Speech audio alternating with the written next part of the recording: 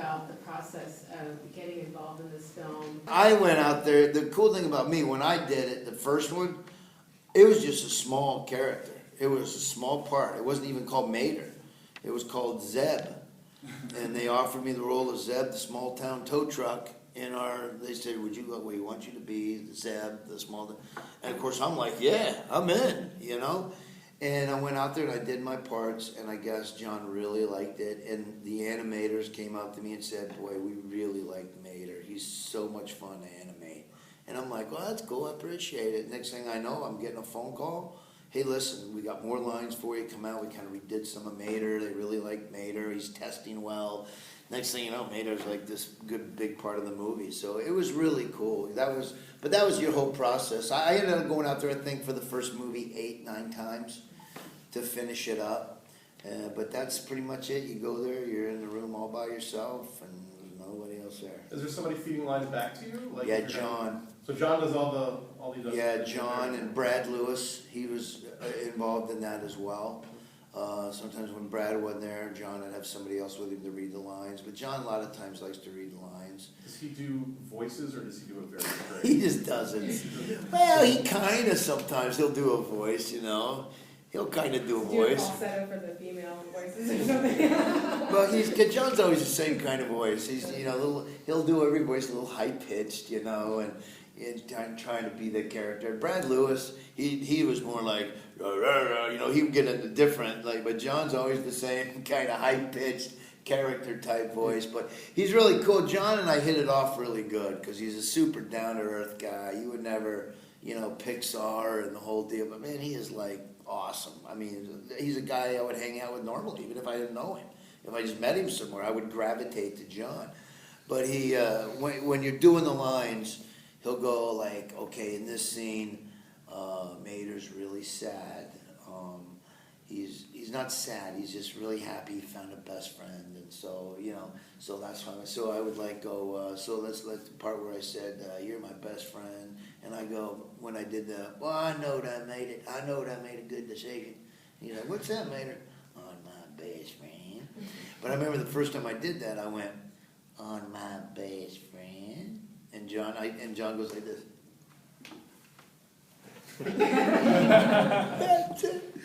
Do another one, but I think I got it.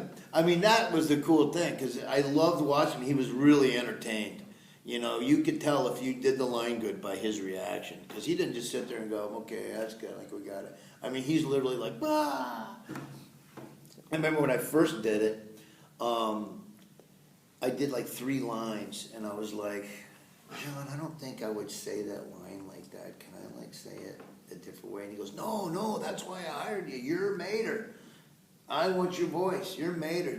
I don't care how you say it. You get to just as long as you get to what we're talking about, you say it however you want to. That's where all the dadgums and all that stuff came from. So instead of like, I'm going to go to, hey, I'll be back. I'm going to go to the store and get a sandwich. It was like, well, dadgummit, I'm starting to get hungry for some medals. Y'all stay here. I'm going to run up here and get me a sandwich. You know, that kind of, you know, so that's when I knew I was doing good. So that was the whole process. Where did the voice of Mater come from? My act. I mean, I just developed my act way back in the late 80s. You know, I went to college in Georgia, so I picked up the Southern accent. I talked like that with my friends all the time because it was fun. It was funny. You say things funny, and all my friends were real Southern, and, you know, we're buddies, you know, so I'd say stuff to make them laugh, and, you know. So that was pretty much it. I just incorporated that in my act, and when I did Mater, I didn't do any changes. That was, you know, when I did Blue Collar, it was like, oh, you ever go to here? I think the first joke John heard on that tape was, you ever go to a drive-in movie and fall asleep and wake up next morning you're part of the flea market? Well, he was like, that's Mater. So when I did Mater, I just went in there and said, hey, my name's Mater, like tomato without the tub.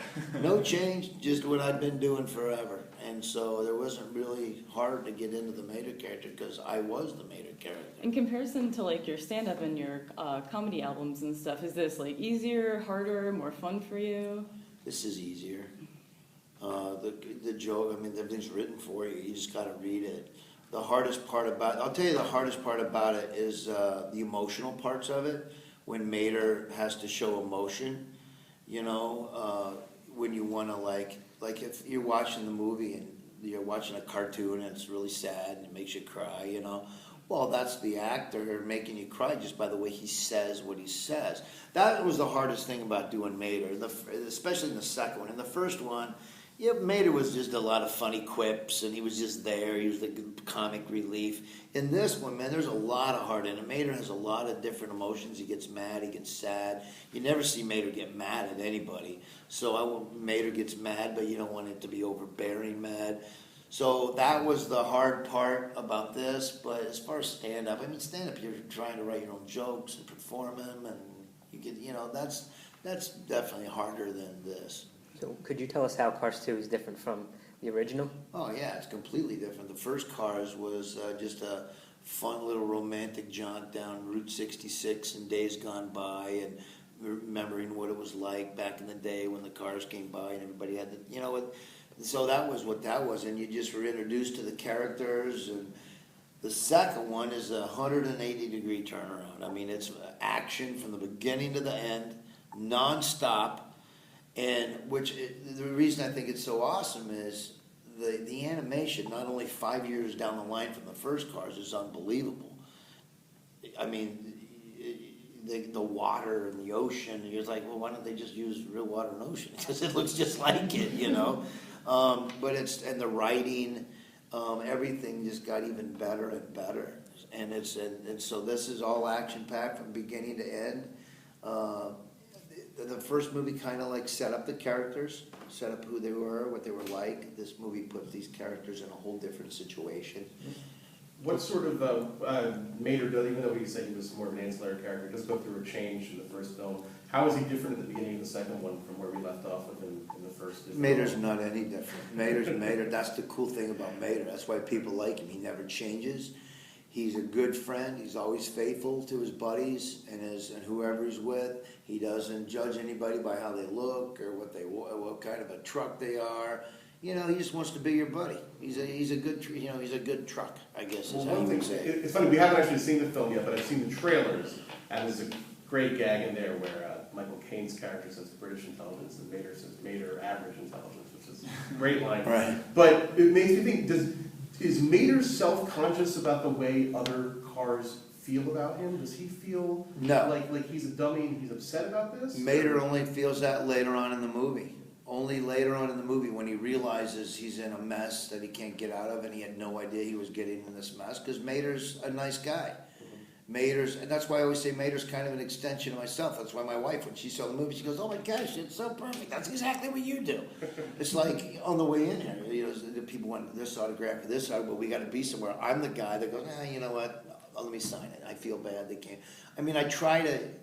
That's what Mater does. Mater tries to make everybody happy, and Mater gets into trouble because the more Mater tries to make people happy, the more trouble he gets into.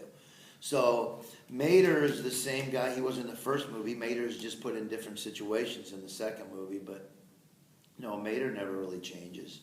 Who are some of the your fellow cast mates that you look forward to meeting, you know, on the red carpet at the premieres? Because like you said before, you know, you really don't get to have much interaction. No, you know, I'm looking forward to seeing Bonnie Hunt again, because Bonnie's awesome.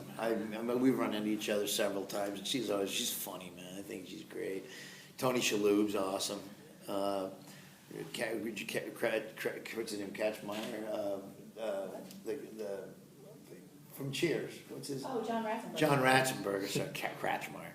Ratzenberger is awesome, and so he'd be fun to see again. I'm definitely looking forward just to at least saying hi to Michael Caine, just for the sheer fact of I can't believe that I've not only been in one movie but two. I mean, it's crazy that I got this movie. So just the fact that I can always say, look, not only did I work with, but I met Paul Newman and Michael Caine, right. Two of the greatest actors of all time. It's pretty cool to not only have met them, but be in the same movie with them.